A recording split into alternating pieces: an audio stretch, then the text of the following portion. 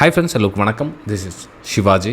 Friends, video போகிறதுக்கு முன்னாடி என்னோடய சப்ஸ்கிரைபர்ஸ், வியூவர்ஸ், ஃப்ரெண்ட்ஸ் எல்லோருக்கும் என் மனமார்ந்த நன்றிகளை தெரிவிச்சுக்கிறேன்.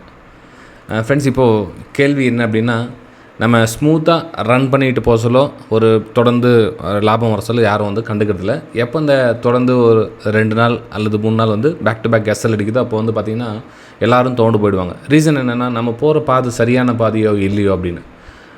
உங்களுக்கு ஒரு சில விஷயம் சொல்லியிருக்கேன், ஞாபகம் இருக்கான்னு தெரியல.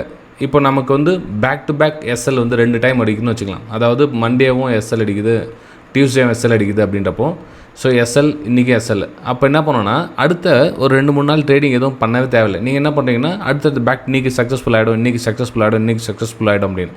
அப்போ என்ன, நம்மளுடைய மைண்டு ஸ்ட்ராங்காக இருக்காது. மேபி நாளைக்கு சக்ஸஸ்ஃபுல் ஆகலாம், ஆனால் மைண்டு தெளிவில்லாமல் இருக்குது. ஏன்னா 2 நாளோடைய எஸ்எல் மைண்ட்லேயே இருக்கும்.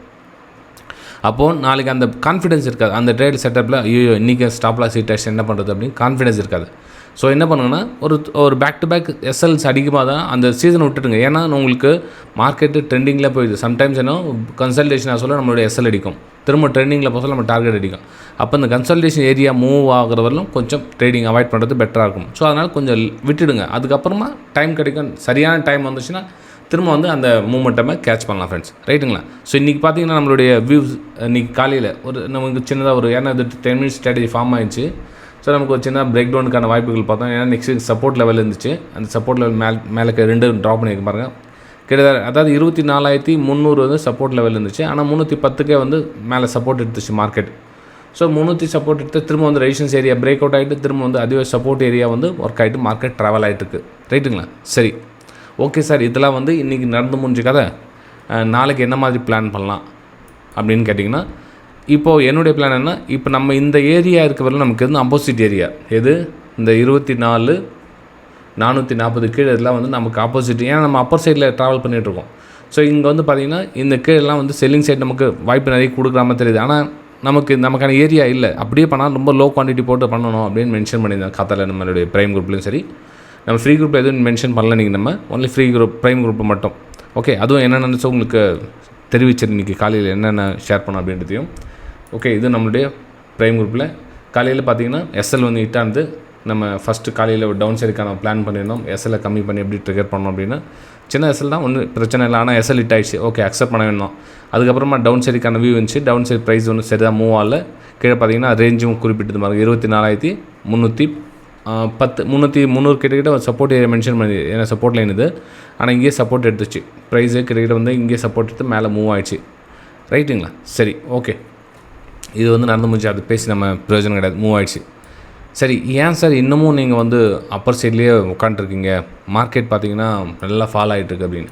ஃப்ரெண்ட்ஸ், நான் உங்களுக்கு அன்றைக்கி சொல்கிறதா இன்றைக்கி சொல்கிறேன். ப்ரைஸு கரெக்ஷனில் வந்துட்டுருக்குது. இந்த கரெக்ஷனில் நான் ரிஸ்க் எடுக்க விரும்பலை. இதில் டவுன் சைடு அகைன் கட் ஆகிட்டா மேபி வரலாம். இன்னும் எங்கே சப்போர்ட் எடுக்குன்னா, இப்போ 300, 250, 207 எங்கே சப்போர்ட் எடுத்து டக்குன்னு மேலே மூவ் கொஞ்சம் ஃபாஸ்ட்டாக மூவ் ஆகிறதுக்கான வாய்ப்புகள் கொஞ்சம் அதிகமாக இருக்கிறதுனால எனக்கு செல்லிங்கில் எனக்கு அவ்வளோ சாட்டிஸ்ஃபேக்ஷன் இல்லை, கான்ஃபிடன்ஸ் இல்லை எனக்கு. ரைட்டுங்களா? சரி, அப்போ எப்போ தான் சார் நீங்கள் செல்லிங்கான பையிங்கில் பிளான் பண்ண போகிறீங்க, பையிங் ஏரியான்னு சொல்கிறீங்களா அப்படின்னா, ஃப்ரெண்ட்ஸ், இப்போது எந்த லெவல் பிரேக் டவுன் ஆச்சு அந்த லெவல் ரெசிஸ்டன்ஸாக ஒர்க் ஆகும். இந்த லெவல் தாண்டி க்ளோஸ் வச்சிச்சு அப்படின்னா நம்ம ஒரு அப்பர் சைடுக்கான வியூ பார்க்கலாம், பிரேக் அவுட்டுக்கான ஒரு வாய்ப்புகள் பார்க்கலாம். அதே பார்த்தீங்கன்னா 200 EMA லைன் பார்த்தீங்கன்னா தெரியலாம். இதில் 200 EMA லைன் பிரேக் டவுன் ஆகிடுச்சுன்னா இது கீழே வீக்காக இருக்குது ப்ரைஸ். நீங்கள் இங்கேருந்து பையிங்கான வாய்ப்பு பார்க்குறது அவ்வளோ சேஃப் இல்லை. ஓகே, நம்ம 10 லைன் கட் ஆகிட்டு மேலே மூவ் ஆகிடுச்சு அப்படின்னா நம்ம அப்பர் சைடுக்கான வியூ பார்க்கலாம். ஸோ வரும் வாரங்களில் நாளைக்கு ஃப்ரைடே நான் அவைலபிள் இருக்க மாட்டேன் ஃப்ரெண்ட்ஸ், உங்களுக்கு அதையும் மென்ஷன் பண்ணிடுறேன். ஃப்ரைடே நான் அவைலபிள் இருக்க மாட்டேன், அதையும் உங்களுக்கு மென்ஷன் பண்ணிடுறேன். நீங்கள் இந்த மாதிரி பிளான் பார்த்துக்கிட்டிங்கன்னா அதுக்கேற்ற மாதிரி நீங்கள் பிளானை எக்ஸிக்யூட் பண்ணிக்கலாம். ஓகே, எப்படி எக்ஸிக்யூட் பண்ணணும் சார்? இப்போ மார்க்கெட்டு இந்த ரெசிஸ்டன்ஸ் ப்ரைஸ் கிட்டே இதில் ஓப்பன் ஆகிடுச்சு அப்படின்னா இங்கேருந்து ஒரு பிரேக் அவுட்டுக்கான ஒரு வாய்ப்புகளை பாருங்கள். பிரேக் டவுனுக்கான வாய்ப்புகள் வேணாம். மேபி மார்க்கெட் நீங்கள் டவுன் சைடு வந்துச்சு, ஆனால் பெருசாக ஒன்று மூவ் ஆகலை. ஆனால் பையர்ஸு கொண்டு போகிறாங்க, இது கொஞ்சமாக புஷ் பண்ணி கொண்டு போகிறாங்க. ஒருவேளை மார்க்கெட் கீழே க்ளோசிங் கொடுத்தா கூட செல் எதுவும் பண்ண போகிறீங்க, ஏன் ட்ராப் மாதிரி மூவ் ஆகிட்டு திரும்ப மார்க்கெட் மேலே மூவ் ஆகிறதுக்கான ஒரு வாய்ப்புகள் தான் இந்த இடத்துல என்னுடைய பார்வையில் வருது. ஸோ இது நிஃப்டி 50யோட என்னோடய வியூஸை உங்கள் கூட ஷேர் பண்ணிக்கிறேன். சரி, மேலே எதுவும் இல்லை சார் போகும் அப்படின்னு பார்த்தீங்கன்னா 24,500 இங்கேருந்து ப்ரைஸ் சஸ்டெண்ட் ஆகி நின்றுச்சுன்னா மார்க்கெட்டு இந்த 24,500 வரலும் ஃபஸ்ட் லெவல் போகிறதுக்கான ஒரு வாய்ப்புகள் இருக்குது. ரைட்டுங்களா? சரி, நெக்ஸ்ட் நம்ம பேங்க் நிஃப்டி பார்க்கலாம். பேங்க் நிஃப்டி பார்த்திங்க அப்படின்னா கொஞ்சம் ப்ரைஸ் கன்சல்டேஷன் ஆகிட்டு மூவ் ஆகுது. இது பாருங்கள், இந்த ஏரியா 13ஆம் தேதி ஃபுல்லாகவே மார்க்கெட்டு ஒரு கன்சல்டேஷன் ஆகி நிற்குது இந்த இடத்துல. ஏன் சார் இந்த இடத்துல வந்து ஹையர் ஐ ஃபார்மேஷன் நடக்கணும் இல்லைன்னா, எஸ் ஹையர் ஐ ஃபார்மேஷன் நடக்கணும், ஆனால் வந்து கன்சல்டேஷன் ஆகிட்டு ப்ரைஸ் நிற்குது அந்த இடத்துல. மேபி நாளைக்கு சின்னதாக மூவ் ஆகிறதுக்கான ஒரு வாய்ப்புகள் இருக்கும். அதாவது உங்களுக்கு 58,000 நேற்று மென்ஷன் பண்ணியிருந்தவங்களுக்கு அந்த தூரம் வருவதற்கான ஒரு வாய்ப்புகள் இருக்கும். ஒருவேளை மார்க்கெட் இந்த கன்சல்டேஷன் டவுன் சைடு இருந்துச்சுன்னா எனக்கு டவுன் சைடில் பிளான் இல்லை. ஏன்னா பையர்ஸ் பேக் டு பையர்ஸோட ஏரியா பேக் டு பேக் இருக்குது. ஸோ அதனால் என்னோடய பிளான் வந்து பையிங் மட்டும் தான், செல்லிங்கில் கிடையாது. ரைட்டுங்களா? இது வந்து பேங்க் நிஃப்டியில் என்னோடய வியூஸும் நான் ஷேர் பண்ணிக்கிட்டேன். நெக்ஸ்ட் நம்ம சென்செக்ஸ் பார்க்கலாம். சென்செக்ஸில் என்ன சார் பிளான் பண்ணியிருக்கீங்கன்னா, சென்செக்ஸும் ஒரு அப்பர் சைடுக்கான ஒரு பிளான் தான் பண்ணியிருக்கேன். ப்ளஸ் 200 EMA லைன் கிட்டேயும் டச் பண்ணிட்டாங்க. இப்போது இந்த ப்ரீவியஸ் சப்போர்ட்டாக வந்து ரெசிஸ்டன்ஸாக ஒர்க் ஆகும். மேபி நாளைக்கு இந்த ரெசிஸ்டன்ஸ் தொட்டுட்டு ப்ரைஸ் அங்கேருந்து கொஞ்சம் கன்சல்டேஷன் நின்றுச்சுன்னா திரும்ப வந்து ஒரு அப் சைடுக்கான ஒரு பிளான் பண்ணலாம் அப்படின்னு இருக்கும். ஆனால் என்னால் பண்ண முடியாது. நாளைக்கு நான் அவைலபிள் இருந்து என்னோடய வியூஸ் மட்டும் ஒவ்வொரு நான் ஷேர் பண்ணுறேன் ஃப்ரெண்ட்ஸ். ஓகேங்களா? சரி, நாளைக்கு ப்ரைம் குரூப்பில் கூட எந்த ஒரு சர்வீஸும் நாளைக்கு வராது. நம்மளுடைய ஃப்ரீ எஜுகேஷன் குரூப்லேயும் வராது. இந்த வீடியோ பார்த்து உங்களுடைய ப்ரெடிக்ஷன் நீங்கள் வந்து அதுக்கேற்ற மாதிரி மாற்றிக்கலாம். இப்போது நான் உங்களுக்கு ட்ரெண்டிங்கில் அப்பர் சைடாக இல்லை சைட்வேஸாக இல்லை டவுன் சைடாக, இப்போ வந்து மூணுத்தில் ஒரு சைடு நமக்கு கிளியர் ஆகிடுச்சுன்னா நம்ம வந்து தெளிவாக இருக்கலாம். மார்க்கெட் இங்கே ட்ராவல் ஆனால் ட்ரேட் எடுக்க மாட்டோம், நமக்கு இங்கே ட்ராவல் ஆனால் ட்ரேட் எடுக்க மாட்டோம்.